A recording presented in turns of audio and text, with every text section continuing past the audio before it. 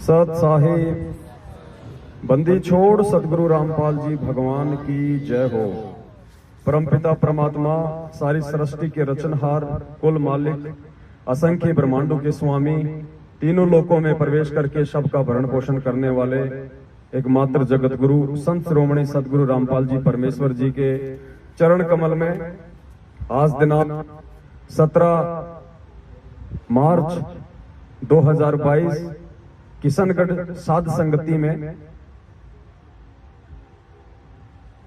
दूर दराज से आए हुए हम सभी भाई बहनों की तरफ से परमेश्वर जी के चरण कमलों में कोटि कोटि दंडवत प्रणाम।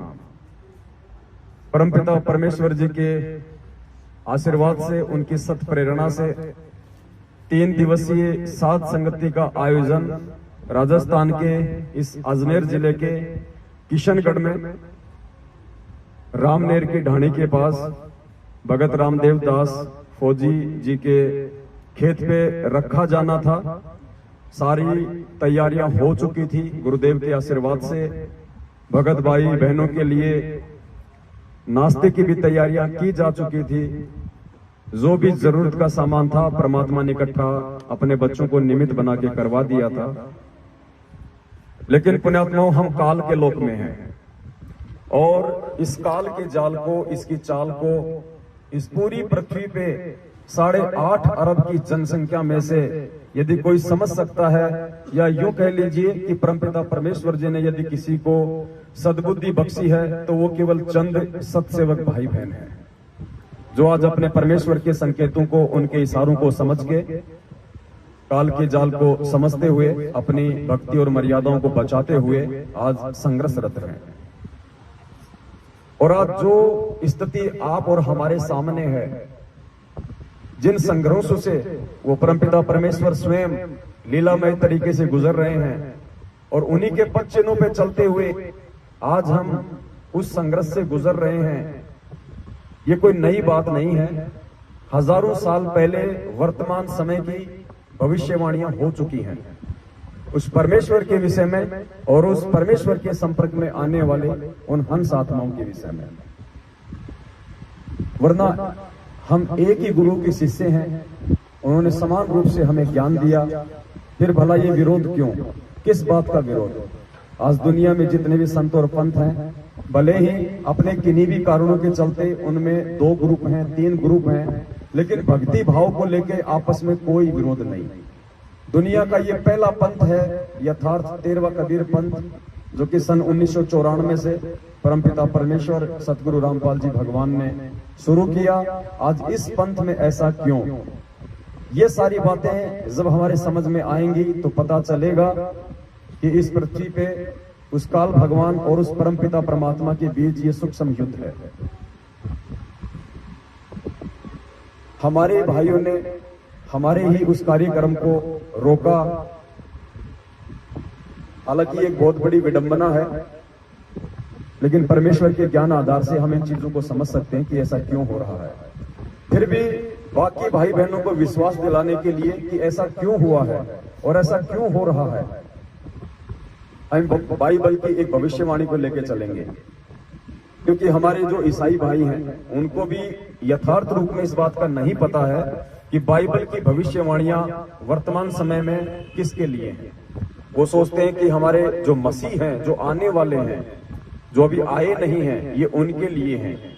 लेकिन उन नादानों को नहीं पता है कि वो रियल मसीह, जैसे तुम ईसा मसीह मानते हो और जिसकी उम्मीद में आज तुम रुके हुए हो, वो 8 सितंबर 1951 को गांव धनाना, जिला सोनीपत, हरियाणा में संत रामपाल जी महाराज के रूप में धरती पे प्रकट हो चुका है। और काफी समय से, लगभग 27-28 वर्षों से इस आध्यात्मिक क्षेत्र में अपनी आत्माओं को जगा रहा है। आज आपको बाइबल के एक पास्टर का 8 मिनट का वीडियो है। हालांकि वो ज्यादातर भविष्यवाणियों को लेके ही अपना वीडियो बनाते हैं और बहुत सारे उनके वीडियो इतने सटीक बैठते हैं जो हमें ये विश्वास दिलाएंगे कि आज वर्तमान में सतगुरुदेव जी आप और हमारे को सामने खड़ा करके जो संघर्ष करवा रहे हैं, वो संघर्ष उनके आशीर्वाद बिना संभव नहीं है। ये भविष्यवाणियों के अकॉर्डिंग हो रहा है। आप और हम कोई अपनी मर्जी से नहीं कर रहे ये सब कुछ। ये साध संगति उस परमपिता परमेश्वर के मिशन का एक मुख्य हिस्सा है। ये साध संगतियां 4 युगों में नहीं होती हैं, क्योंकि 4 युगों में परमात्मा ने जीव आत्माओं को इतनी बहुसंख्या में पार नहीं करना होता है। वो मोक्ष का समय नहीं होता है। केवल कलयुग की पिछली पीढ़ी में ही परमात्मा अपने सत्संगों के साथ साथ साध संगतियों की दया बख्शते हैं। गोरखनाथ के समय 650 साल पहले जब परमेश्वर ने ज्ञान गोष्ठी की थी, उस समय परमेश्वर ने अपनी एक वाणी में कहा था कि गुरु का वचन साध की संगत अजर अमर घर पावे, कहे कबीर सुनो रे गोरख हम सबको तत्व लखावे। गुरु का वचन और साध की संगत, गुरु का वचन यानी गुरु का सत्संग, गुरु का उपदेश, गुरु का ज्ञान, और साध की संगत यानी उस गुरु से उपदेश प्राप्त करने के बाद उस गुरु के द्वारा दिए ज्ञान से जो चर्चाएं होंगी, उन चर्चाओं से जो भेद निकल के आएंगे, उस भेद से जब उन जीव आत्माओं के अंदर एक नया विश्वास पैदा होगा, उसको कहते हैं साध संगति। और भी कई जगह परमात्मा ने जिक्र किया हुआ है, साध संगति से भेद जो पाया परमेश्वर रामपाल जी महाराज ने सफल बनाया। साधु संगति पूर्ण पद ज्ञाना, संध्या आरती में भी परमात्मा एक जगह जिक्र करते हैं। एक छोटा सा वीडियो है, बहुत सारे कंसेप्ट आज हमारे वो क्लियर करेगा। आप एक एक पॉइंट को ध्यान से सुनिए।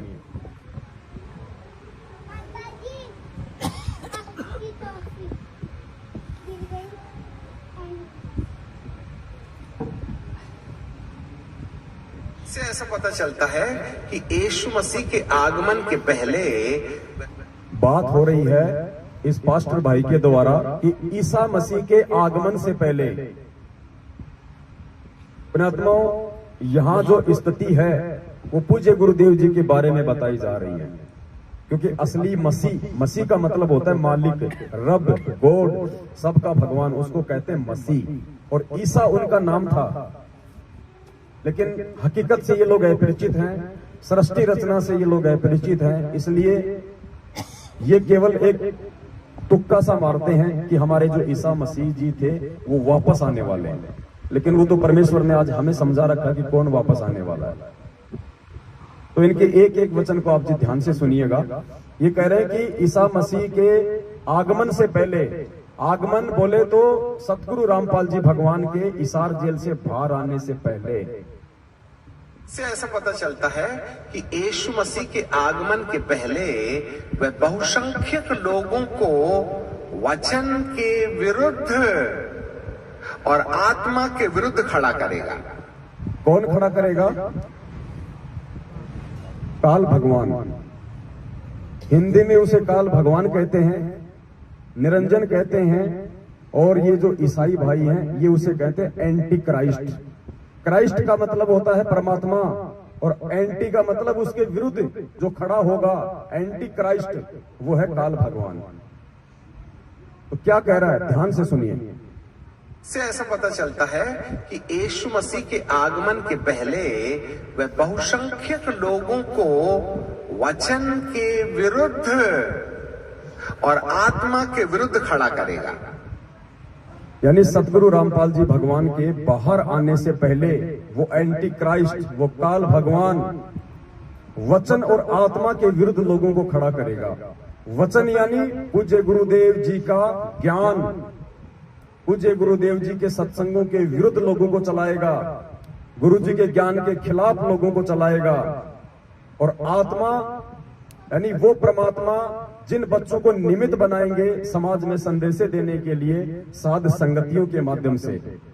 तो वो काल भगवान क्या करेगा, एक तो परमात्मा के वचन के विरुद्ध लोगों को खड़ा करेगा, और दूसरा उस परमेश्वर के वचन पे जो सत्सेवक चल रहे होंगे उनको आत्मा कहा है, उन आत्माओं के खिलाफ लोगों को भड़काएंगे, लोगों को खड़ा करेंगे। सतलोक आश्रम मैनेजमेंट हरियाणा वो एंटी क्राइस्ट है, जो आज परमपिता परमेश्वर सतगुरु रामपाल जी भगवान के वचन के खिलाफ सारे कुक्रम भगत समाज से करवा रहा है। और जब हम आत्माएं उनका विरोध करते हैं तो बाकी संगत को वो हमारे विरुद्ध खड़ा करता है।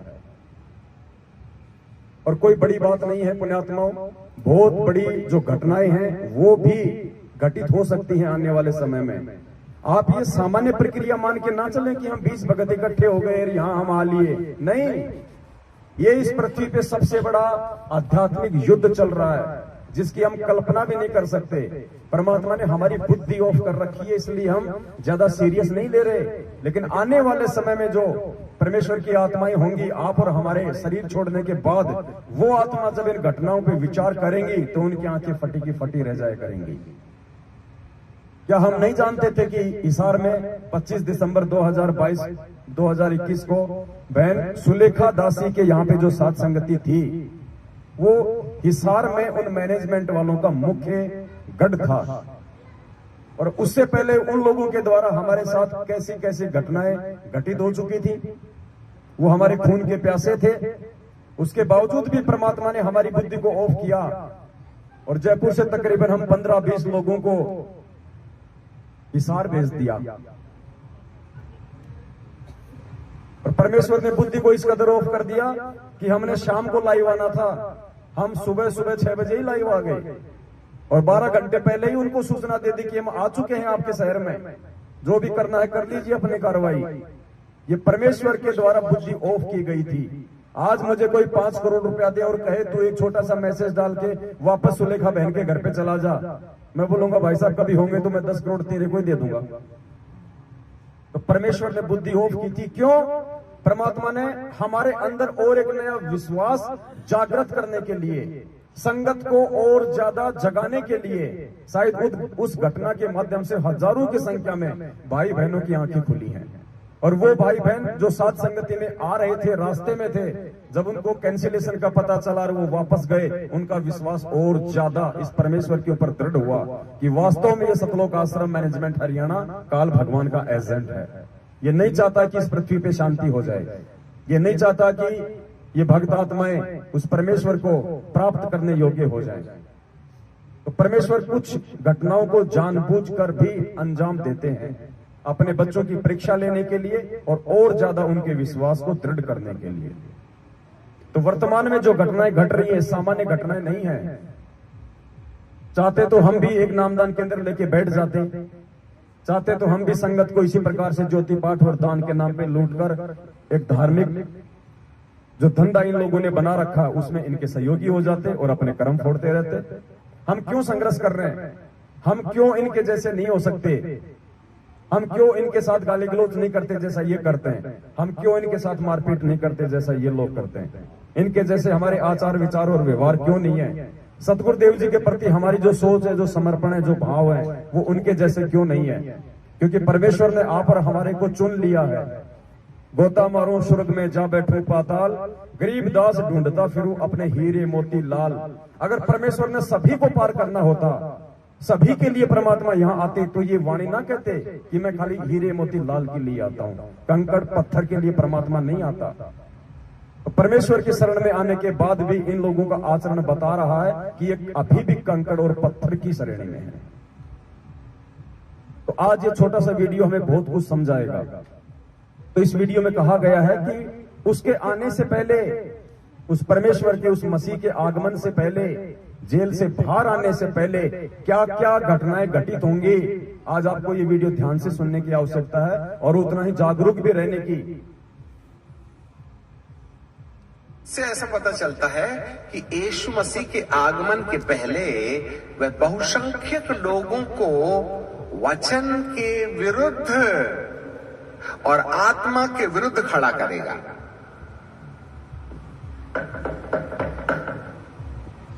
वचन के विरुद्ध और आत्मा के विरुद्ध खड़ा करेगा। अब आगे ये बताएगा कि वचन क्या है और आत्मा क्या है। वचन है वो परमात्मा, वचन है उस परमात्मा का सत्संग, वचन है उस परमात्मा की शिक्षा, और आत्मा वो आत्माएं जो आप यहां बैठे हुए हैं, सत्सेवक जिनको परमेश्वर ने निमित्त बना रखा है, उन आत्माओं के खिलाफ और गुरुदेव के ज्ञान के खिलाफ खड़ा करेगा।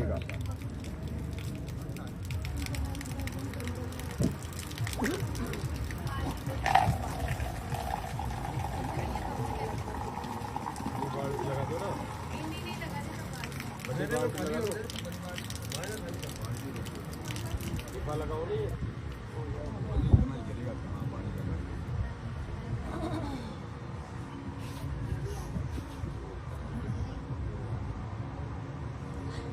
अंदर शुरू कर दिया है।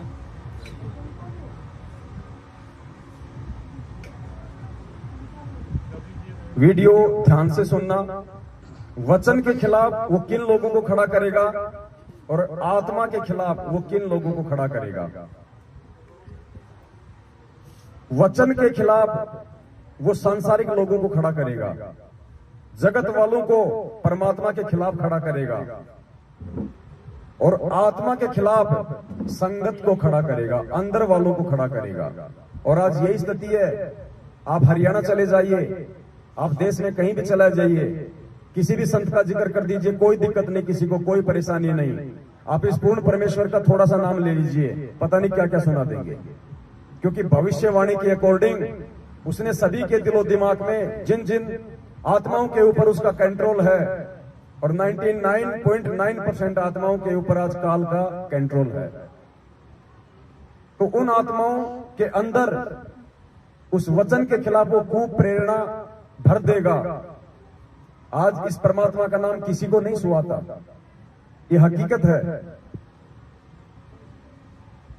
तो वो जो दुनिया वाले हैं, ज्यादातर संख्या में लोगों को उस वचन के खिलाफ खड़ा कर देगा, संत रूप में आए हुए उस परमात्मा के खिलाफ खड़ा कर देगा, और उस परमेश्वर की संगत को उस आत्मा के खिलाफ खड़ा करेगा, जो आत्मा निमित्त बनके भाई बहनों को जगा रही होंगी। ध्यान से सुनिए। खड़ा करेगा। से ऐसा पता चलता है कि यीशु मसीह के आगमन के पहले वह बहुसंख्यक लोगों को वचन के विरुद्ध और आत्मा के विरुद्ध खड़ा करेगा।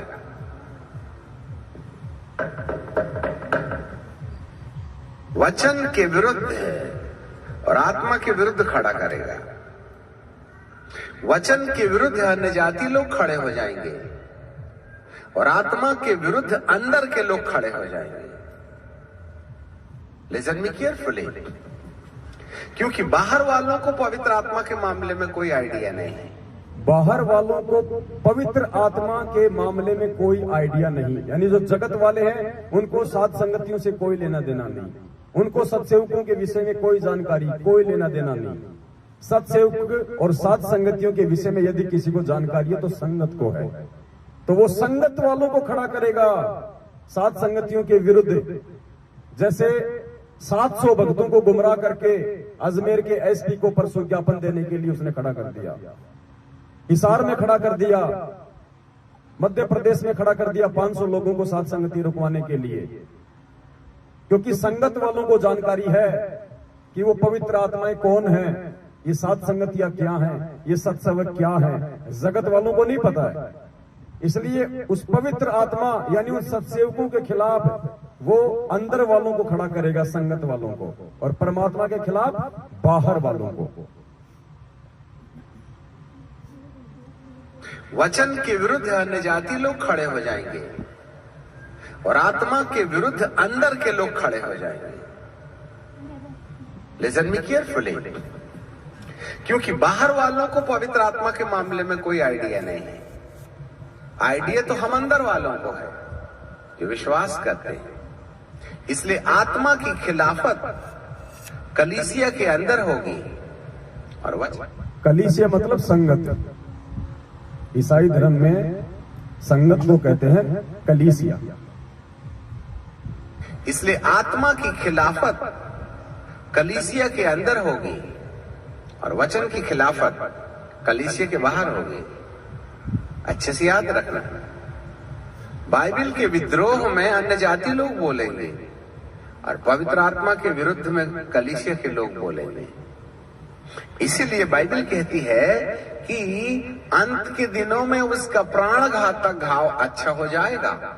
अंत के दिनों में, अब ये अंत का समय चल रहा है, परमेश्वर के आगमन का समय है, ये अंत का समय है। और इस अंत के समय में उस काल भगवान का प्राण घातक हमला तेज हो जाएगा, विस्फोटक हो जाएगा। वो हर संभव कोशिश करेगा उस परमेश्वर के वचन को तुड़वाने का और आत्माओं को भ्रमित करने का। इसीलिए बाइबल कहती है कि अंत के दिनों में उसका प्राण घातक घाव अच्छा हो जाएगा। इससे ऐसे पता चलता है कि पवित्र आत्मा के द्वारा आने वाले बदलाव के विरुद्ध कलीसियाओं के अंदर में बाइबल ज्ञानी विश्वासी कहीं ना कहीं किसी गैर आत्मा के कब्जे में जाकर पवित्र आत्मा का विद्रोह करने लगेंगे। संगत के अंदर जो भाई बहन होंगे वो किसी गैर आत्मा के कब्जे में जाकर और उस पवित्र आत्माओं का विरोध शुरू कर देंगे। कौन सी पवित्र आत्माएं? जो उस परमेश्वर के वचन आधार से संगत में बदलाव कर रही होंगी। बदलाव क्या हो रहा है? परमेश्वर की आरतियां।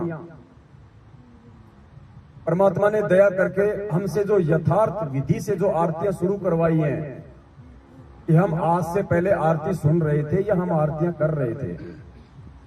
परमेश्वर को भोग लगाना, गुरुदेव को भगवान बताना, दाढ़ी मूछ वाली फोटो को खाली काल्पनिक बताना, ये बदलाव है कलीसिया के अंदर, संगत के अंदर।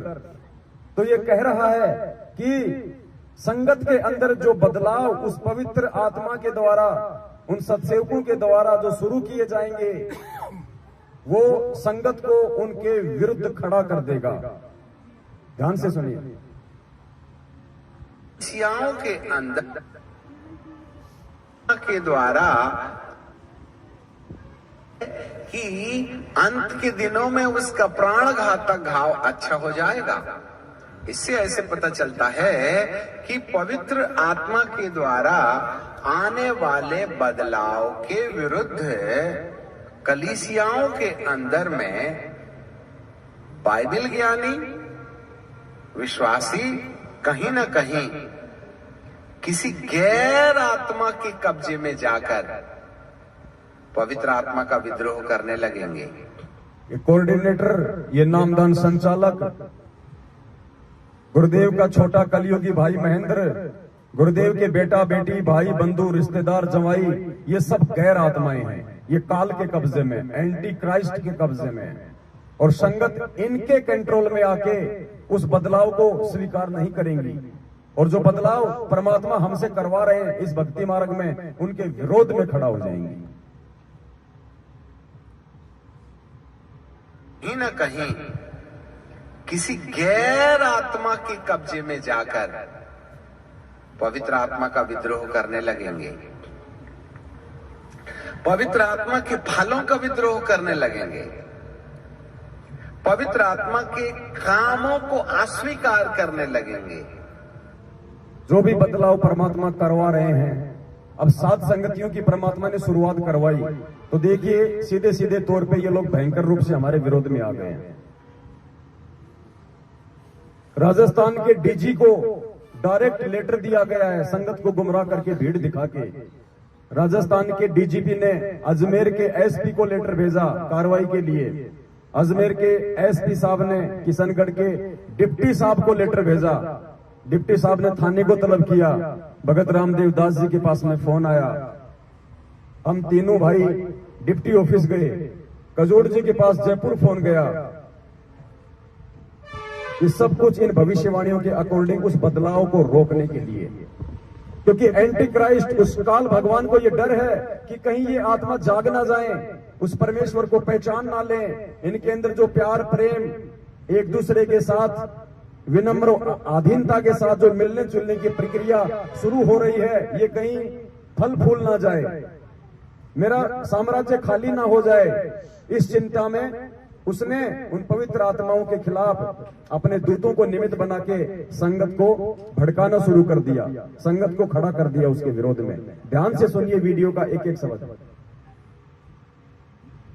में बाइबल ज्ञानी विश्वासी कहीं न कहीं किसी गैर आत्मा के कब्जे में जाकर पवित्र आत्मा का विद्रोह करने लगेंगे, पवित्र आत्मा के फलों का विद्रोह करने लगेंगे, पवित्र आत्मा के कामों को अस्वीकार करने लगेंगे। और जो लोग पवित्र आत्मा के काम को बढ़ावा देते हैं, जो लोग सत्सेवकों के काम को बढ़ावा देते हैं, उनके साथ क्या होगा? आत्मा के कामों को अस्वीकार करने लगेंगे। और जो लोग पवित्र आत्मा के काम को बढ़ावा देते हैं, उनके विरुद्ध खड़े हो जाएंगे। That is the work of the demon, the Antichrist. याद रखिएगा। और जिन जिन कलीसियाओं के अंदर में पवित्र आत्मा के काम का विद्रोह किया जाता है, ये विद्रोह मनुष्य के द्वारा नहीं होता। ये जो विद्रोह आप और हमारा जो किया जा रहा है संगत में, सात संगतियों को रुकवाने का, ये कह रहा है कि ये मनुष्य के द्वारा नहीं है। कोई ये ना समझे कि वो कोऑर्डिनेटर अपनी तरफ से कर रहा है, वो नामदान संचालक अपनी तरफ से कर रहा है, गुरुदेव के परिवार वाले अपनी तरफ से ये पीले पर्चे निकाल रहे हैं। नहीं, उस काल के दबाव में, क्योंकि इनकी बुद्धि मर्यादा टूटने के चलते उसके कंट्रोल में है। जैसा वो इनको प्रेरणा करेगा, उस आधार से अब ये सारे उल्टे कुक्रम करेंगे। The Antichrist. याद रखिएगा। और जिन जिन कलीसियाओं के अंदर में पवित्र आत्मा के काम का विद्रोह किया जाता है, ये विद्रोह मनुष्य के द्वारा नहीं होता और ना ही उनकी सूझबूझ के द्वारा होता है, परंतु कोई गैर आत्मा, जिसको ख्रिस्त विरोधी आत्मा कहते हैं, उनके माथे पर आ बैठती है और वे उस आत्मा के नियंत्रण में जाने के बाद पवित्र आत्मा की काम की खिलाफत करने लगते हैं।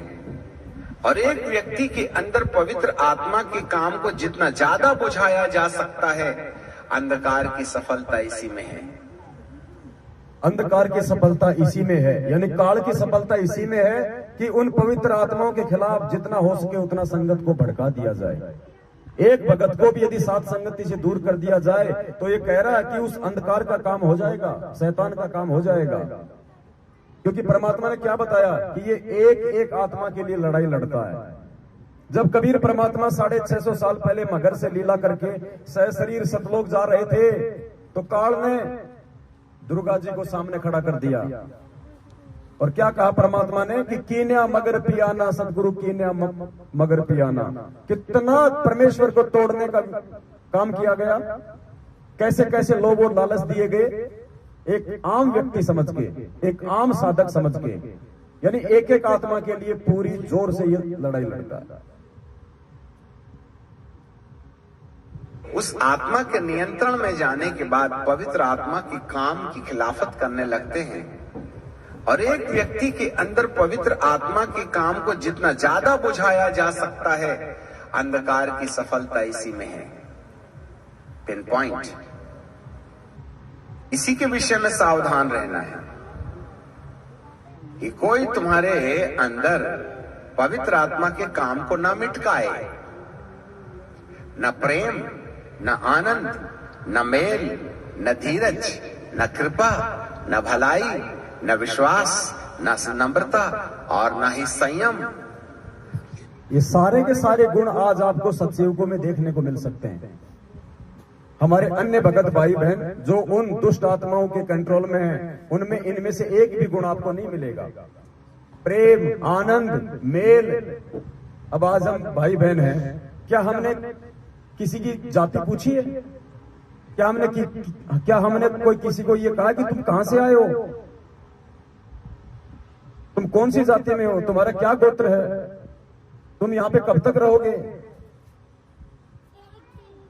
कुछ नहीं पूछते, क्योंकि परमेश्वर ने हमें एक चीज सिखा दी कि जीव हमारी जाति है, मानव धर्म हमारा, हिंदू, मुस्लिम, सिख, ईसाई धर्म नहीं कोई न्यारा। परमेश्वर ने हमारे को प्यार करना सिखाया है, प्रेम करना सिखाया है, एक दूसरे का सहयोग करना सिखाया है। हर संभव कोई भी कोशिश करके इस परमेश्वर के मिशन को आगे बढ़ाया जाए, ये सिखाया है। हमारी तरफ से किसी भी की आत्मा को जरा सी भी ठेस ना लगे, ये परमात्मा ने सिखाया है। तो जो 9 ये गुण हैं, ये केवल आपको सत्सेवकों में देखने को मिलेंगे, साध संगतियों में मिलेंगे। और ये 9 गुण और आत्माओं के अंदर ना प्रवेश हो, इसके लिए वो एंटी क्राइस्ट इस सतलोक आश्रम मैनेजमेंट हरियाणा के माथे पे बैठ के और सारे उल्टे कर्म करवा रहा है, साध संगतियां रुकवा रहा है, ताकि परमेश्वर का मार्ग आगे ना बढ़े। ये आत्मा आपस में मेलजोल के साथ ना रहें, एक दूसरे से ना मिले, इनका प्यार प्रेम आगे ना बढ़े, परमात्मा में इनका विश्वास ना बढ़े।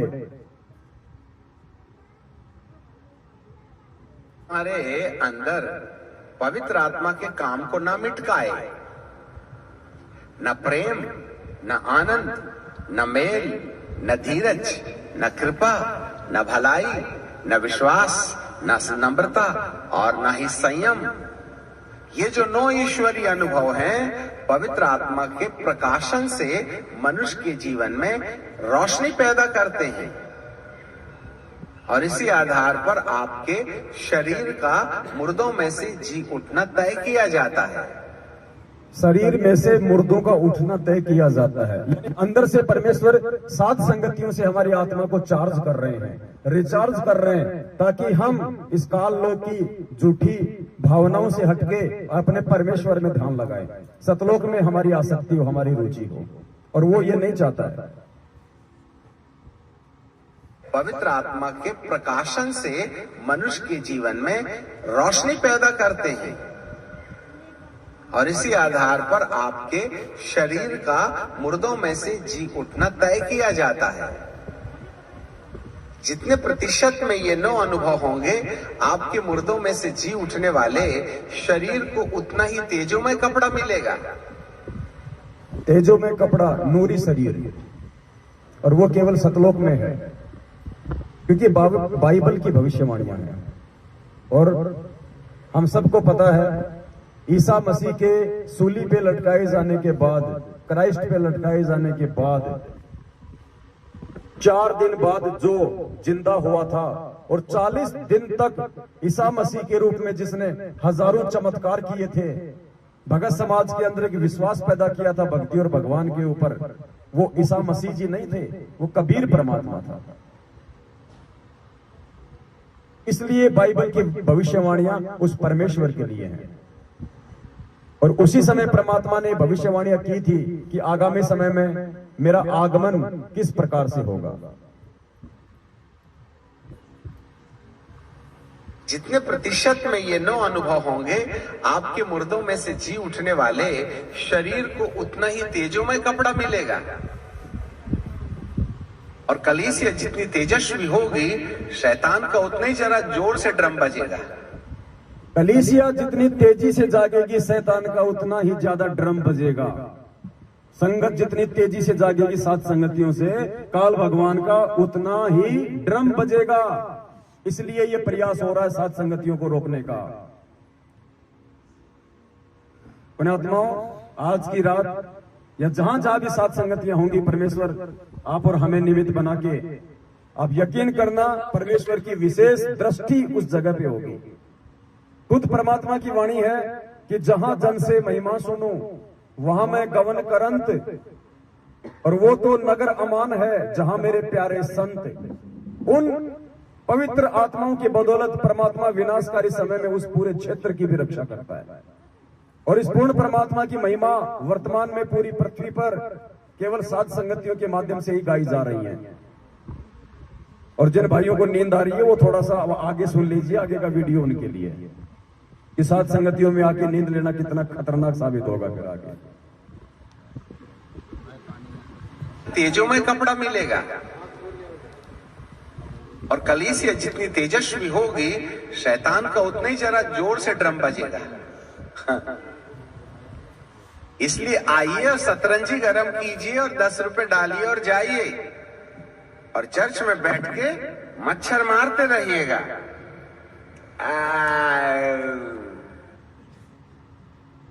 ये भविष्यवाणियां हैं और भविष्यवाणियां कोड वर्ड में होती हैं।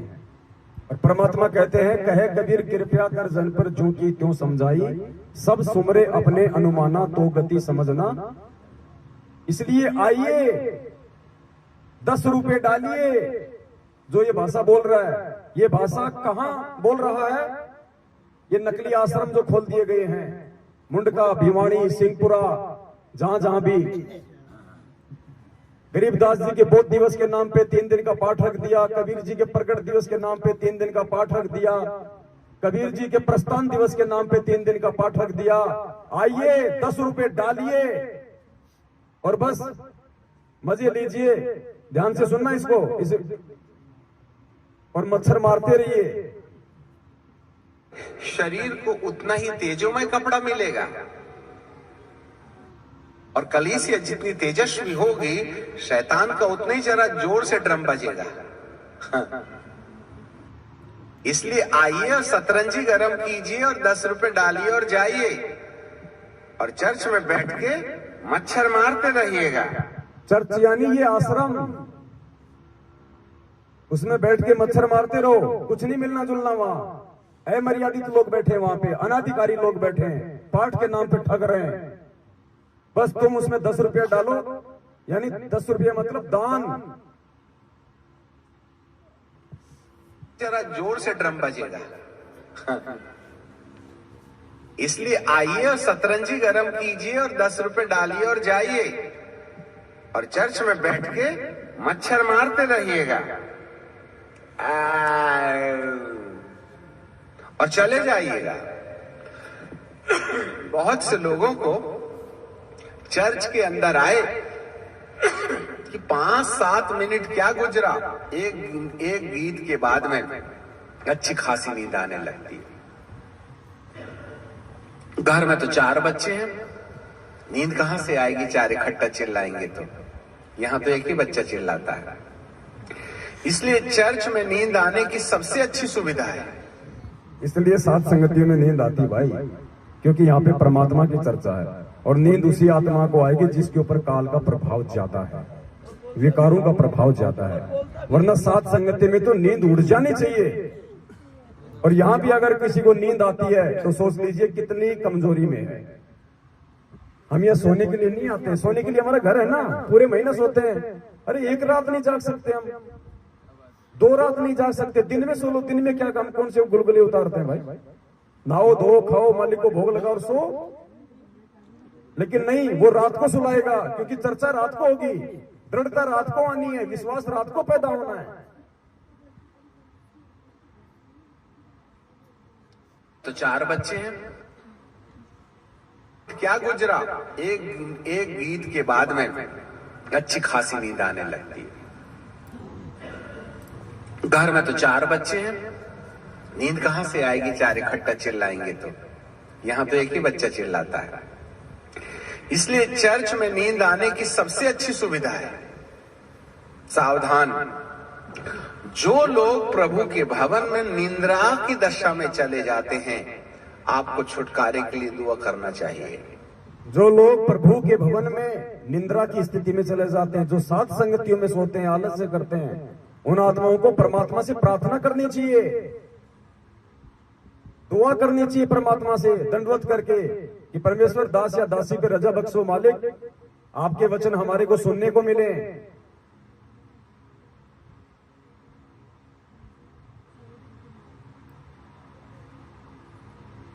चर्च में नींद आने की सबसे अच्छी सुविधा है। सावधान, जो लोग प्रभु के भवन में निंद्रा की दशा में चले जाते हैं, आपको छुटकारे के लिए दुआ करना चाहिए। क्योंकि जरूर कोई ना कोई ऐसी आत्मा है जो आपकी आंखों को डुबडुबा देती है या मच्छर की ओर ध्यान दिला देती है। एंटी क्राइस्ट कोई काला पीला नीला हरा गोली आदमी नहीं है। काल एंटी क्राइस्ट कोई काला पीला नीला हरा आदमी नहीं है। और परमात्मा ने क्या कहा? वो वस्तुओं के माध्यम से प्रकट होता है। काल स्वयं प्रकट नहीं होता है, परमात्मा प्रकट होते हैं। काल कभी प्रकट नहीं होता। 2 व्यक्तियों के बीच में पैसों के लेके झगड़ा हो गया, वो पैसे के रूप में प्रकट हो गया।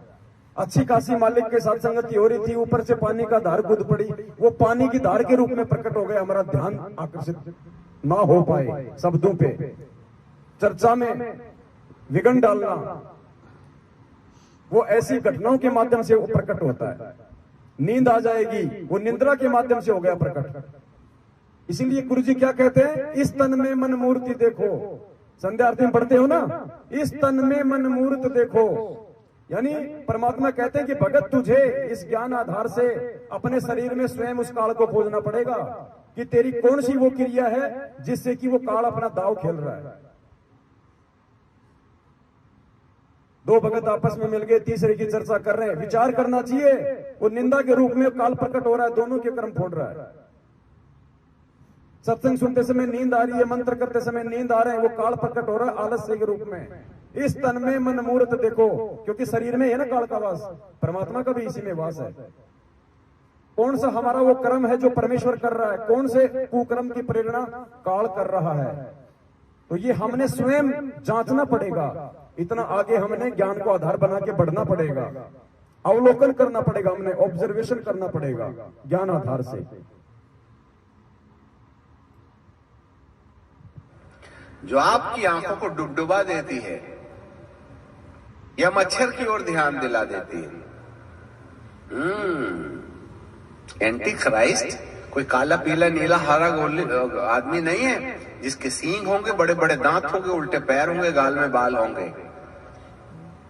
वरन व्यक्ति वस्तु स्थिति के अंदर में वह हमें पवित्र आत्मा की प्रति बेपरवाह लापरवाह करके आपके जीवन के अंदर में ईश्वरीय आचरण नहीं आना चाहिए, इस प्रयास में वो लगा रहेगा, जिससे कि तुम्हारा पुनरुत्थान ना होवे, जिससे कि तुम्हारा पुनरुत्थान ना होवे। Hallelujah, praise the Lord. यही है ख्रिस्त विरोधी आत्मा। सावधान रहो, धार्मिकता का त्याग हो जाएगा। अर्थात जब लोग वचन के अनुसार चलने से अपने आप को इनकार कर देंगे, जब लोग वचन के अनुसार चलने से अपने आप को इनकार कर देंगे। आज 90% संगत जो मैनेजमेंट के कब्जे में है, उन्होंने इनकार कर दिया है गुरुजी के ज्ञान आधार से चलने से, गुरुजी के वचन अनुसार चलने से। कब कहा परमात्मा ने दोगली राजनीति करो, कब कहा परमात्मा ने आरक्षण के लिए लोगों की लड़ाई में उनका साथ दो, कब कहा परमात्मा ने गैंगस्टरों की सीबीआई जांच का साथ दो, उनकी रैली और धरनों में जाओ, उनको 5-5 लाख रुपए का चंदा दो। कब कहा परमात्मा ने आरक्षण में 16-16 लाख का चंदा दो। कब कहा परमात्मा ने तुम देह दान करो, रक्त दान करो, पिंड प्राण जिन दीने दाना, गरीबदास जाको कुर्बाना। गरीबदास जी कह रहे हैं कि नालायक, तुझे खुद ये पिंड ये प्राण उस परमात्मा ने दान में दिया है, और दान में दी गई वस्तु को दान करने का तेरा कहां अधिकार है। लेकिन वो भटकाएगा, वो भरमाएगा, वो शंका पैदा करेगा, वो तोड़ेगा, उसका यही काम है। सावधान रहो, ये ख्रिस्त विरोधी आत्मा। सावधान रहो, धार्मिकता का त्याग हो जाएगा। अर्थात जब लोग वचन के अनुसार चलने से अपने आप को इनकार कर देंगे, यह वह दबाव होगा जो इस ख्रिस्त विरोधी आत्मा के द्वारा हमारे मन के अंदर डाला जाएगा। इस विषय में सावधान रहना है। जी हाँ, जो उस कृष्ण विरोधी आत्मा के कंट्रोल में हो जाएगा, कह रहा है कि उसमें धार्मिकता का त्याग हो जाएगा। आज हमारे 90% भगत भाई बहनों में धार्मिकता का त्याग होता जा रहा है। ना वो गुरुदेव को भोग लगाते हैं, ना वो धार्मिक भंडारों में सहयोग करते हैं, ना वो अपना 5वां यज्ञ पूरा कर रहे हैं, ऊपर से उल्टे कुकर्म करवा के उनकी मर्यादा तोड़वाई जा चुकी है। तो धार्मिकता को उन आत्माओं के अंदर से काल भगवान के द्वारा धीरे धीरे नष्ट किया जा रहा है, ताकि उनका पुनरुत्थान ना हो जाए। पुनरुत्थान का मतलब, एक बार परमात्मा 650 साल पहले आए थे, हमें मिले थे, हम अपना उत्थान नहीं कर पाए, नहीं करवा पाए। आज हमारे को परमात्मा ने पुनः मौका दिया उत्थान का, पुनरुत्थान का, क्योंकि भविष्यवाणियां तो पिछली पीढ़ी के लिए है ना। तो आज हमारा पुनरुत्थान होना है, और वो नहीं चाहता कि इनका पुनरुत्थान हो, ये आगे बढ़े। जो इस ख्रिस्त विरोधी आत्मा के द्वारा हमारे मन के अंदर डाला जाएगा। इस विषय में सावधान रहना है। जी हाँ, अब आपके पास एक प्रश्न है, हम में से कितने ऐसे हैं वो वचन की आज्ञाओं को ध्यान रखते हैं? नंबर 2, नंबर 1, हम में से ऐसे कितने हैं जो वचन की आज्ञाओं का ध्यान रखते हैं? सिर्फ सत्सेवक हैं, बाकी तो सब गुरु जी का वचन तोड़ के बैठे हैं, कोई ध्यान नहीं रखता ना। पीला पर्चे में आ गया, बीजेपी को तो बीजेपी के पीछे, कांग्रेस को तो कांग्रेस के पीछे। कौन वचन को ध्यान रख रहा आज? सत्सेवक।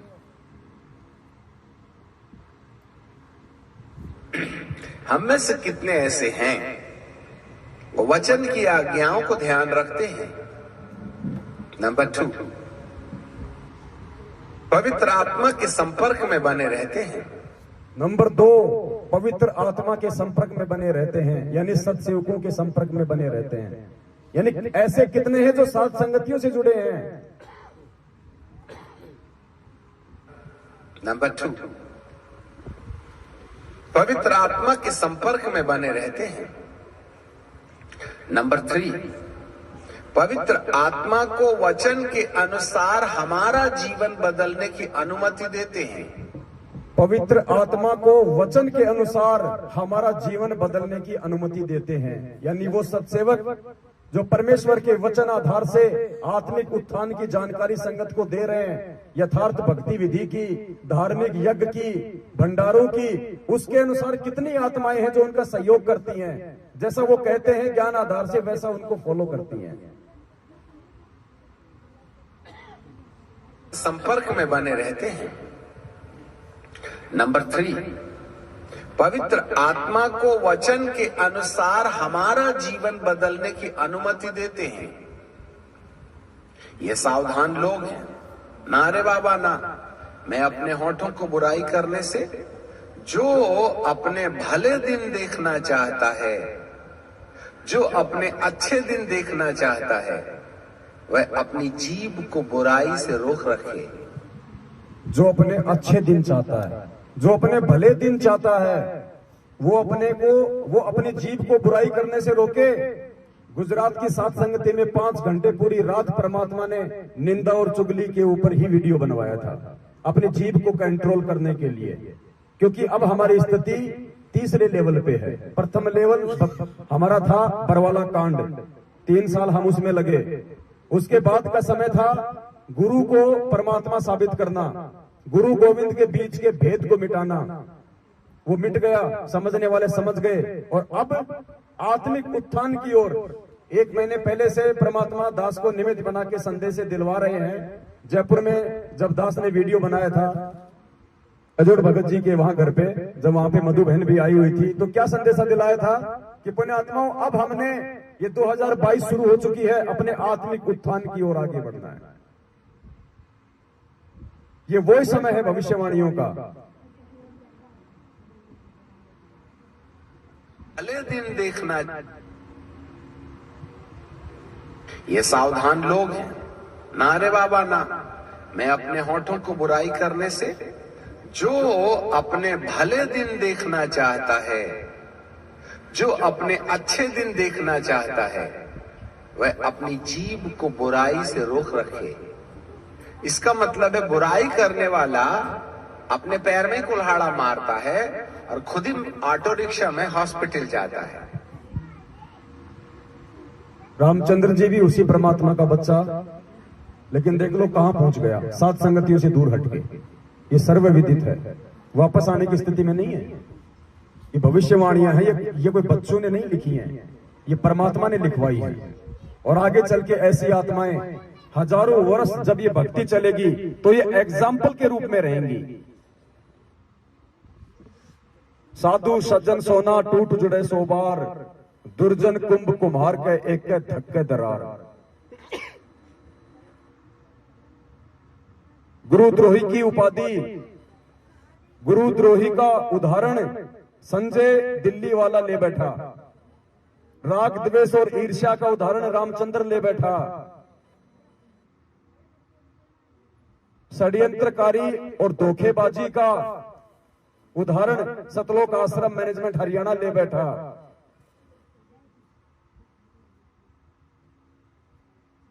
देखना चाहता है, जो अपने अच्छे दिन देखना चाहता है, वह अपनी जीभ को बुराई से रोक रखे। इसका मतलब है बुराई करने वाला अपने पैर में ही कुल्हाड़ा मारता है और खुद ही ऑटो रिक्शा में हॉस्पिटल जाता है। आप खुद ही अपनी टांग काट डालते हैं। बुरा दिन देखना है तो खूब बुराई करो, और भले दिन देखना है तो जीभ को बुराई से रोक रखो।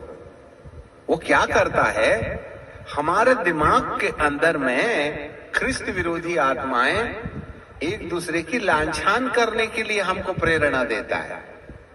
इसकी टीका उसकी बदी, ये लोभ वो लालच, ये झगड़ा वो झांसा, ये बीड़ी वो तमाकू, ये दारू वो झगड़ा। इस प्रकार की टेंडेंसी पैदा करने के पीछे इन तमाम दुरात्माओं का हाथ है। और ये जो दुष्ट आत्माएं हैं, मनुष्य के जीवन के अंदर इस प्रकार का व्यवहार इसलिए उत्पन्न करती हैं कि आपका दूसरे आगमन में पुनरुत्थान रुक जावे। क्यों करते हैं ये लोग ऐसा? क्यों रामचंद्र जी ऐसा कर रहे हैं? क्यों संजय दिल्ली वाला ऐसा कर रहा है? क्यों मैनेजमेंट आज ऐसा कर रहा है? सबसे बड़ा रीजन क्या बताया भविष्यवाणी में? ध्यान से सुनना इस शब्द को। मनुष्य के जीवन के अंदर इस प्रकार का व्यवहार इसलिए उत्पन्न करती हैं कि आपका दूसरे आगमन में पुनरुत्थान रुक जावे। आपका दूसरे आगमन में भी पुनरुत्थान रुक जाए। पहला आगमन परमात्मा का 650 साल पहले, दूसरा आगमन आज। पहले हम उत्थान नहीं कर पाए, आज मौका है पुनरुत्थान का। वो कह रहा है कि उस परमेश्वर का दूसरा जो आगमन है पिछली पीढ़ी में, संत रामपाल जी भगवान के रूप में, उस समय भी तुम्हारी आत्मा का उत्थान रुक जाए। इसके लिए आत्मा को तोड़ने के इतने ये प्रयास हो रहे हैं। और ये जो दुष्ट आत्माएं हैं, मनुष्य के जीवन के अंदर इस प्रकार का व्यवहार इसलिए उत्पन्न करती हैं कि आपका दूसरे आगमन में पुनरुत्थान रुक जावे, जिससे कि आप ऊपर जाने के बजाय इसके साथ नीचे जाने के लिए तैयार हो जाए। अच्छे से याद रखिएगा, ये पाप का पुरुष हमारे तुम्हारे जैसा काला कपड़ा पहन के और ऐसा पूरा पल्लू ढांक लेगा, ऐसा वाला नहीं है। आप और हमारी तरह ये मनुष्य रूप में नहीं है, ये घटनाओं के रूप में है, ये प्रेरणाओं के रूप में है। परमात्मा ने इसीलिए कहा कि इस तन में मन मूर्ति देखो। तुम्हें खुद ही पहचान करनी पड़ेगी कि मन क्या है और निज मन क्या है, मेरा एजेंट कौन है और काल का एजेंट शरीर में कौन है। इसीलिए परमेश्वर ने सबसे पहले 27 साल से हमें ज्ञान दिया, क्योंकि बिना ज्ञान के चाहे हम कितनी भक्ति कर लें, कितने मंत्र जाप कर लें, हमारा उत्थान नहीं होना। तो एक छोटा सा वीडियो था जिसके माध्यम से परमात्मा ने दास को प्रेरणा की और वर्तमान वस्तु स्थिति को लेकर भविष्यवाणियों के आधार से आप जीव तक संदेशा पहुंचाना जरूरी था। आज दास केवल यहीं तक ही निमित्त रहेगा और बाकी भाई बहन जो आए हुए हैं दूर दराज से, और उनसे भी दास निवेदन करेगा कि आप देखो, हम सब परमात्मा के बच्चे हैं, समान रूप से परमात्मा ने सबको ज्ञान दिया है। ठीक है, कुछ पिछले संस्कारों की वजह से किन्हीं आत्माओं को परमात्मा उनकी बुद्धि का थोड़ा सा वॉल्यूम खोल देता है, कोई बड़ी बात नहीं है, लेकिन ज्ञान परमात्मा ने सबको समान रूप से दिया है। हम सबको बोलना भी आना चाहिए, हम सबको आपस में खुल के बातें करना भी आना चाहिए। हम अपने बाप के विषय में बात करने से समझाएं, शर्माएंगे, घबराएंगे, क्या होगा? निंदा चुगली हमने किसी की करनी नहीं, ना हम किसी की करते, परमात्मा की महिमा गाते हैं। परमेश्वर के ज्ञान आधार से सत्संगों को सामने रख के अपने आत्मिक उत्थान की ओर आगे बढ़ते हैं। हम कैसे एक नेक भगत बने, हम कैसे एक नेक इंसान बने, हमारे अंदर जो गुण उत्पन्न परमात्मा करना चाहता है वो कैसे उत्पन्न हो, एक दूसरे से हम यही तो सीखने आते हैं यहाँ पे। अब देखो, यहाँ कोई किसी का झगड़ा नहीं, कोई राग द्वेष नहीं, कोई किसी की निंदा चुगली नहीं, तीसरे की यहाँ कोई बात नहीं करता, प्रेम से भंडारा करते हैं, भगवान को भोग लगाते हैं, आपस में मिलकर भगवान की चर्चा करते हैं, प्यार प्रेम से अपने अपने घर पे चले जाएंगे। कितने प्यार से भाई ने आपके लिए 2-2 हलवाई बुलाकर बूंदिया उतारे थे, इतने खुश हो रहे थे उस दिन। और क्या कहा इन्होंने कि अगर उस भगवान का भगत प्रसन्न हो गया तो समझ लेना भगवान प्रसन्न हो गया। और जब कैंसिल हुआ, रात को भगत जी रोए वहां पे, आत्मा दुखाई है। ये इनके नीचे गिरने के कर्म हैं। और इसी प्रकार से परमात्मा हमें ऊपर उठाएंगे धर्म की बेल के सहारे। संगत में जो चर्चाएं हो रही हैं, ये कोई आम बात नहीं है। दास को तो पहले से इन सब बातों का मालूम है, लेकिन परमात्मा किन्हीं भाइयों को निमित्त बना के फिर उस बात को भी सामने लेके आ जाते हैं। आने वाले समय में हमारे को इस कदर सावधान रहना है। सबसे पहले तो आपने किन्हीं एक या दो व्यक्तियों को देख के नहीं चलना भक्ति मार्ग में। अगर परमात्मा किसी को निमित्त बना रहे हैं आप जियों को समझाने के लिए, क्योंकि सबको समझ नहीं होती है, परमात्मा किसी न किसी को खड़ा करते ही करते हैं, तो खड़ा करने वाले से हमारे को विरोध नहीं करना चाहिए। जितना उसके पास माल मटेरियल हमारे हित का है वो ले लेना चाहिए। हम अपने बच्चे को स्कूल भेजते हैं, वो टीचर घर जाके अपनी पत्नी को पीटता है, शराब पीता है, मांस खाता, हमने कभी ध्यान दिया इस बात पे? वो हमारे बच्चों को सही पढ़ा रहा है, बस बात खत्म। लेकिन यहां हम क्या करते हैं, एक दूसरे की बुराई खोजने का ज्यादा प्रयास करते हैं। हमारे जीवन में कोई बदलाव हो, ऐसी उसके पास क्या चीज है उसकी तरफ ध्यान भी नहीं जाता। तो आपने सिवाय अपने परमात्मा के और परमात्मा के ज्ञान के और अपनी भक्ति के चौथे पे डिपेंड नहीं रहना। जब तक हम कुछ एक सत्सेवक भाई बहन आपकी सेवा में हैं तब तक हैं। जिस दिन हमारा काम पूरा हो जाएगा परमात्मा हमें नीचे बैठा देगा, हमारी सेवा समाप्त। हमेशा थोड़े ना आपको एक दूसरे की पूंछ पकड़ के परमात्मा चलवाएगा।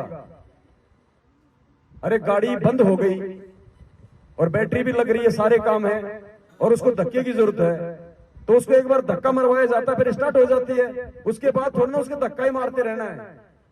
तो परमात्मा ने कुछ सत्सेवकों को, कुछ पवित्र आत्माओं को निमित्त बना के आपको धक्का सा मरवाया है, जो खड़े हुए थे एक जगह पे। लेकिन अब जब गाड़ी स्टार्ट हो गई, अब खुद चलना है भाई आगे। तो आने वाले समय में काल भगवान का जो दबाव बढ़ेगा, क्योंकि उसको पता है कि बड़ी तेजी से आत्माएं मेरे काल से निकल रही हैं। ये क्यों प्रयास किया जा रहा है? गुरुजी के नाम का लेटर निकलवा के राजस्थान के डीजीपी साहब को दिया जा रहा है, 7 संगतियां रुकवाई जा रही हैं। हम किसकी जेब काट रहे हैं भाई? अखबारों में हमारे खिलाफ ठग हैं, चोर हैं, संगत को लूट रहे हैं, जगत वालों से पैसे इकट्ठे कर रहे हैं। सबूत कुछ भी नहीं है, फिर भी मीडिया झूठा लिख रहा है। प्रशासन हमारी अनुमति को रोक देता है ऐसे झूठे लोगों के इशारों पे, क्योंकि ये काल का लोक है, वो सब काल के अंडर में है। उनका आपस में कोई टकराव नहीं, कोई विरोध नहीं। हमारे अच्छे कामों को रोकने में सब एक हो जाएंगे। तो आने वाले समय में पुण्यात्माओं, हो सकता है हमारी सेवा ज्यादा समय की ना हो, इसलिए अब आपको अपने स्तर पे इस आध्यात्मिकता में ऊपर उठना है। और जो प्लानिंग जो हो सकती है काल भगवान की, खैर वैसे तो मालिक साथ में है, लेकिन फिर भी परमात्मा पता नहीं किस प्रकार से सबकी परीक्षा लेगा। जो प्लानिंग की जा रही है वर्तमान में सतलोक आश्रम मैनेजमेंट हरियाणा द्वारा काल प्रेरित होके, वो यहां तक की प्लानिंग है कि पवन का मर्डर हो जाए और वो मर्डर का मुकदमा संत रामपाल जी महाराज पे लग जाए। आप लोगों को पहले दास आगाह कर रहा है। अगर इतना भी हो जाए, मैं ये नहीं कहता कि ऐसा हो जाएगा, लेकिन आप लोगों के लिए है। अगर ऐसा भी हो जाए तो आपने किसी के ऊपर आश्रित होकर नहीं चलना कि बस वो चला गया तो हमारा सब कुछ चला गया, अब हमें कौन बताएगा, क्या समझाएगा, अब हम कैसे साथ संगति करेंगे, अब क्या होगा। यानी कुछ आत्माओं के साथ इस कदर भी घटनाओं को अंजाम दिया जा सकता है आने वाले समय में। वैसे तो सिर पे साई सत्य है, तो को क्या भय रे। हाथी पे बैठने के बाद परमात्मा कहते हैं कुत्ते तो 1000 भोंको चाहे लेकिन बिगाड़ कुछ नहीं पाएंगे। लेकिन हमारी परीक्षा है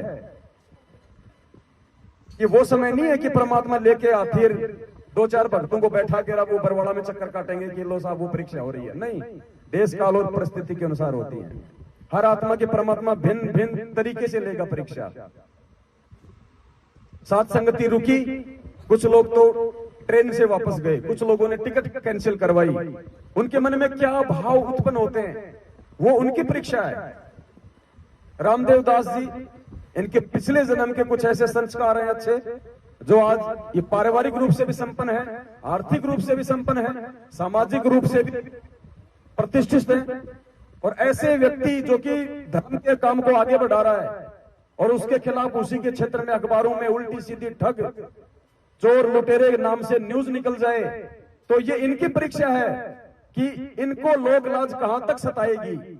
ये क्या सोचते हैं कि भाई बंधु भी, क्योंकि सब हमारे विरोध में है ये ज्ञान लेने के बाद, और न्यूज तो आएगी तो छानी रहती नहीं, बुराई तो सबसे ज्यादा और सबसे पहले फैलती है।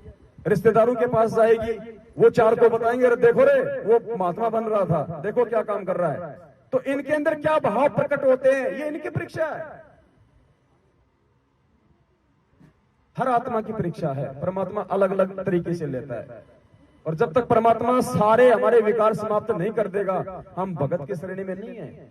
इसलिए मालिक कहते हैं लोक लाज मर्याद जगत की, तृण जो तोड़ बगावे, जब कोई राम भगत गति पावे। तो ये इनकी लोक लाज की परीक्षा ले रहा है परमात्मा। वो परीक्षा ले ली, साथ में भगत की सेवा लगा दी। अब बताओ कहां रुक गई साथ संगति। ये तो 12 तारीख से चल रही है और 30 तारीख तक चलेगी, कहां रुक गई साथ संगति बताइए। खाली जगह तो चेंज हुई है। तो परमात्मा हमारे साथ में भाई, ये हमारे को विश्वास हो जाना चाहिए, और इससे बढ़ के विश्वास ये हो जाना चाहिए कि धरती पे खुद परमात्मा प्रकट है। वैसे तो कल पूरी रात साथ संगति चली थी, परमात्मा के आशीर्वाद से कुछ बातों का खुलासा हो गया था, फिर भी कुछ नए भाई बहन हैं, थोड़ा सा क्योंकि वीडियो अभी हमने डाले नहीं है, कुछ पाबंदियां हैं, इसकी वजह से साथ संगति समाप्ति के बाद ये सारे वीडियो डाले जाएंगे। तो भाई धरती पे परमात्मा प्रकट है।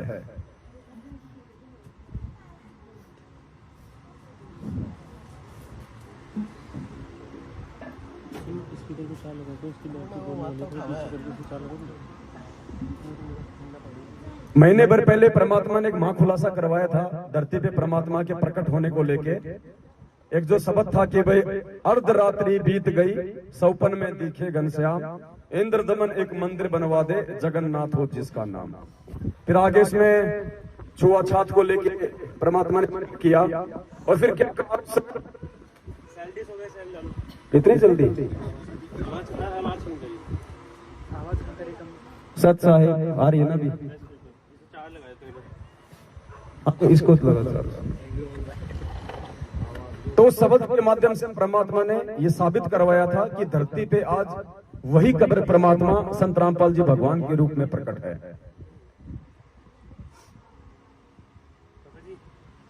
वॉल्यूम ऊपर से कम होती है, नीचे से क्यों करने का काम, क्यों करने का,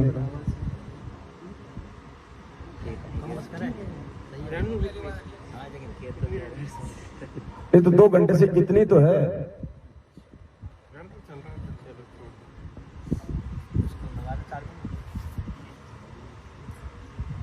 तो उस शब्द के माध्यम से परमात्मा ने यही तो विश्वास दिलाया था कि मैं कोई और नहीं हूं भाई। अब उस समय परमात्मा ने वहां पे छुआछात को समाप्त करवाया था, और उस मंदिर में छुआछात को समाप्त करके परमात्मा ने जगन्नाथ के मंदिर के पांडे के साथ, जो कि ब्राह्मण था जाति से, और परमात्मा उस समय धानक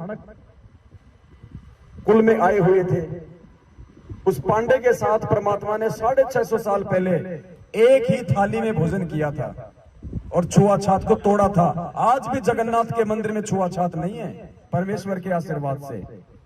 तो उस समय पांडे के साथ में एक ही पत्तल में किसने भोजन किया था? कबीर जी ने। और फिर क्या कहा उस शब्द में परमात्मा ने कि एक पत्तल में दोनों जी में, पांडा गुलाम रामपाल। स्पष्ट किया परमात्मा ने कि भाई वो मैं जीम रहा था उसके साथ। अपनी निंद्रा तोड़ दो। गांव धनाना, जिला सोनीपत, हरियाणा का किसान का बेटा मत समझो। लीला तो पता नहीं परमात्मा क्या क्या करते हैं, और आज से पहले कैसी कैसी लीलाएं की है परमात्मा ने। गुरुदेव ने बताया कि द्रौपदी को आगामी संकट से बचाने के लिए, उससे दान लेने के लिए भगवान ने अंधे की लीला की, कोई पहचान नहीं सका उसको। तो ऐसा ही एक महाप्रमाण आज एक शब्द के माध्यम से आपके सामने रखा जाएगा, क्योंकि परमेश्वर के हर शब्द के अंत में एक महाखुलासा होता है, एक गहरा संकेत छुपा होता है।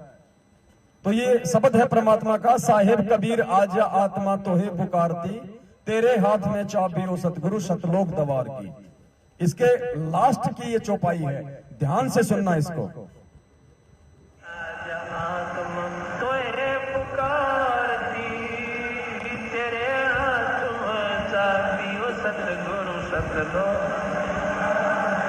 गोरखनाथ रिद्धि सिद्धि में फूला नहीं समाव, मुर्दे तक को जीवित करते काल भक्ति दरडावे।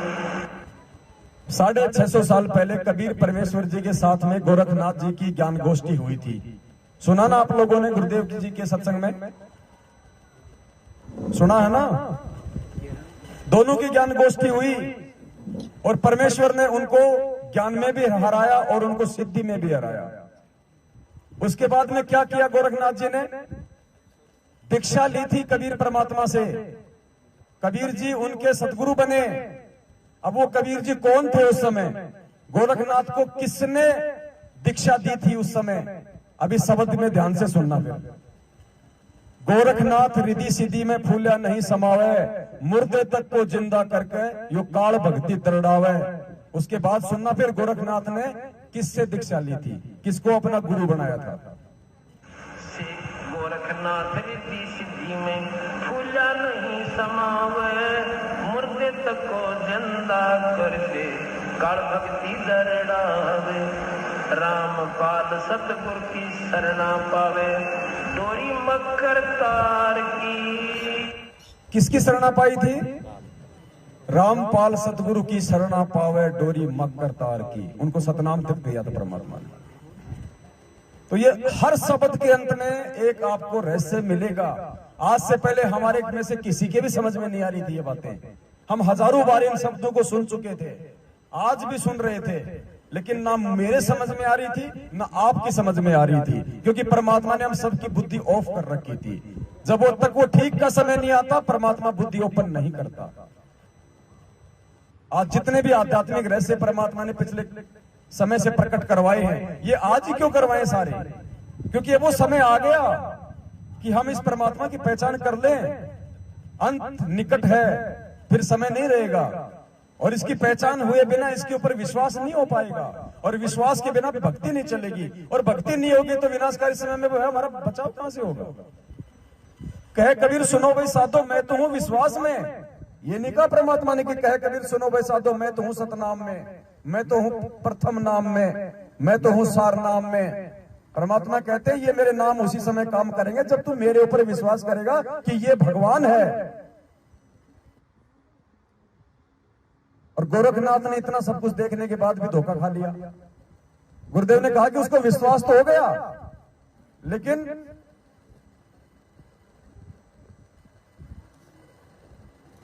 और फिर वो धोखा खा गया।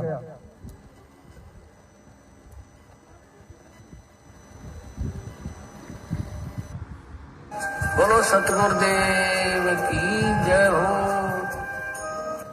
और गरीबदास जी महाराज कहते हैं चारों युग के योग को भाई खाए जावे था काल, और सतगुरु नाम सुनाइया जब टूटा जंजाल।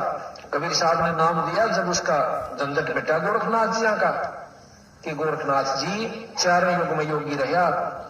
अब कुछ दिना के बाद जब यह समाप्त हो जाएगी आपकी सिद्धि, आप दोबारा इस जन्म मरण के चक्कर में आओगे। अब भी गोरखनाथ जी की जो करनी कर रखी है उसके मन में विश्वास इतना जरूर होगा कि सत नाम सत रास्ता कबीर साहब का है, लेकिन पूर्ण विश्वास नहीं हो पाया। इसकी वजह से उसको एक गेड़ा फेर देगा कबीर साहब। कहते हैं गोरखनाथ जी जब सतयुग शुरू होगा उसमें 1 लाख वर्ष तक दिल्ली का राज करेंगे और ब्रह्मचारी रहेंगे। 1 लाख। अपने आत्मा विचार करने की बात है। गोरखनाथ जी भी हमारे ही गुरु भाई थे, हमारा ही गुरु भाई था गोरखनाथ। और आज परमात्मा ने हमारे को मौका दे दिया आत्म कल्याण के लिए। गोरखनाथ को नहीं मिला मौका। जब सतयुग आएगा इस कलयुग के बाद 1 लाख साल दिल्ली का राज करेगा। और फिर क्या होगा? परमात्मा ने सारा विधान बता दिया। राज करेगा 1 लाख साल, तो मालिक कहते हैं तपेश्वरी सो राजेश्वरी और राजेश्वरी सो नरकेश्वरी। तो ये आज मौका है यहां से निकलने का, छूटने का, ये नहीं मिलेगा मौका बाद में। और काल भी उतना ही जबरदस्त प्रयास करेगा इस मार्ग को भ्रष्ट करने का, खंडित करने का, लेकिन उसके ऊपर उसका भी बाप बैठा हुआ है जिसका पंजा आप और हम सबके ऊपर है निरंतर। इसलिए घबराने की जरूरत नहीं है। गुरुदेव ने एक सत्संग में कहा कि परिस्थितियां ऐसी पैदा करेगा काल कि बस सर्वनाश होने वाला है, लेकिन परमात्मा ने कहा कि तुम विश्वास रखना उस समय, फिर देखना।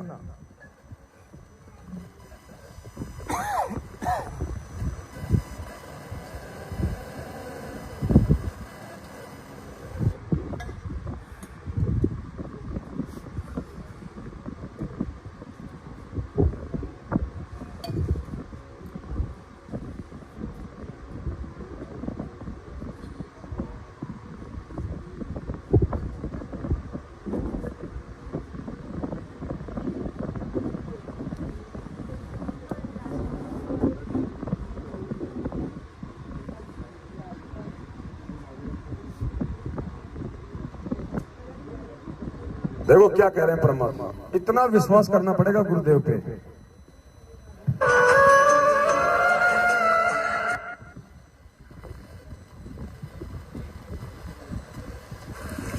अपना हमारा इतना दिल कमजोर हो चुका है कि हम वहां तक बुद्धि उठती नहीं ना, दिल डटता कि हम भगवान को इतना विश्वास कर सके।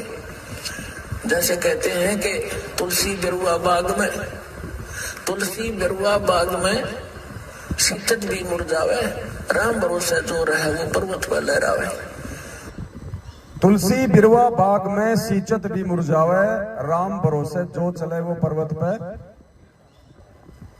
आज ये बिरवा कौन है जो सोचता है कि मेरी हर प्रकार से सिंचाई हो रही है? मैं तो मुंडका भी जाता हूं, मैं तो सिंहपुरा भी जाता हूं, मैं तो रोहतक भी जाता हूं, मैं तो नामदान केंद्र पे भी जाता हूं, मैं तो तारीख पे भी चक्कर काटता हूं, मैं तो ज्योति पाठ का पैसा भी करता हूं, मैं तो जैसा ये लोग कहते हैं वो आदेश मानता हूं, पीला पर्चा भी मानता हूं। कबीर बिरवा बाग में सींचत भी मुरझावे, उसके बाद भी वो 90% बिरवे मुरझा रहे हैं। अकाल मृत्यु हो रही है उनकी, सर्वनाश हो रहा है उनके साथ में, घर घर में झगड़ा उनके, परमात्मा से दूर होते जा रहे हैं। तो कहते कबीर बिरवा बाग में सींचत भी मुरझावे और राम भरोसे जो चले वो पर्वत पे। आप और हम हैं जो अपने सदगुरु के भरोसे चल रहे हैं, राम के भरोसे चल रहे हैं। हम ना तो नामदान केंद्र पे जाते, ना हम फर्जी आश्रमों में जाते, ना हम किसी को ज्योति पाठ और दान का पैसा देते, ना हम किसी के पीले पर्चे मानते, और फिर भी परमात्मा दिन दोगुनी रात चौगुनी हमारे को आध्यात्मिक और सांसारिक बरकत दे रहा है। क्यों? क्योंकि हम राम भरोसे हैं। अपना हमारा इतना दिल कमजोर हो चुका है कि हम वहां तक बुद्धि उठती नहीं ना, दिल डटता कि हम भगवान को इतना विश्वास कर सके। जैसे कहते हैं कि तुलसी बिरुआ बाग में सींचत भी मुरझावे, राम भरोसे जो रहे वो पर्वत पर लहरावे। बगीचे के अंदर बूटा लगा दिया, पौधा लगा दिया, सिंचाई करते करते खत्म हो जाता है, मुरझा जाता है। राम भरोसे पर्वत के ऊपर कोई संभालने वाला नहीं, कोई सिंचाई करनिया नहीं, कहते राम भरोसे जो रहे पर्वत पे लहरावे। तो हमारा इतनी बुद्धि उठती नहीं, लेकिन इसको उठाने का ये प्रोसीजर है। एक दिन ऐसी दृढ़ता होगी आपके अंदर कि सर्वनाश होता दिखा आपने, आप दृढ़ रहना भगवान के ऊपर, फिर देखना ऐसा बादल टट जाएगा दुख का तो सोच भी नहीं सकते आप।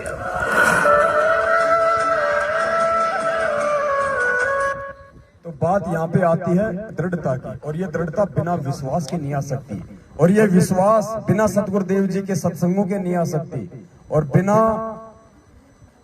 साध संगति के ये सत्संग समझ में नहीं आ सकते। ये परमेश्वर का ज्ञान गीता जी से भी ज्यादा कोडवर्ड में है। अगर इतना आसान होता तो गरीबदास जी का ग्रंथ यही था 3 साल से, हर कोई उसको खोल के बैठ जाता। किसी ने एक वाणी का शरणार्थ भी ढंग से नहीं किया आज तक। तो भाई ये परमात्मा है जो आप और हमें मिला हुआ है। अब इतना ज्ञान देने के बाद, शिक्षित करने के बाद, पिछली पीढ़ी में जन्म देने के बाद अब ये खुल के छाती फाड़ के नहीं दिखाएगा हनुमान की तरह कि मैं ही हूं। इतनी बुद्धि विवेक हमारे अंदर भी होनी चाहिए। अब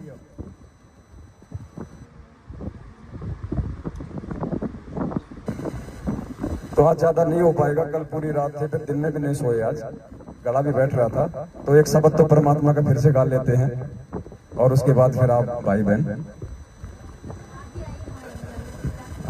सत साहिब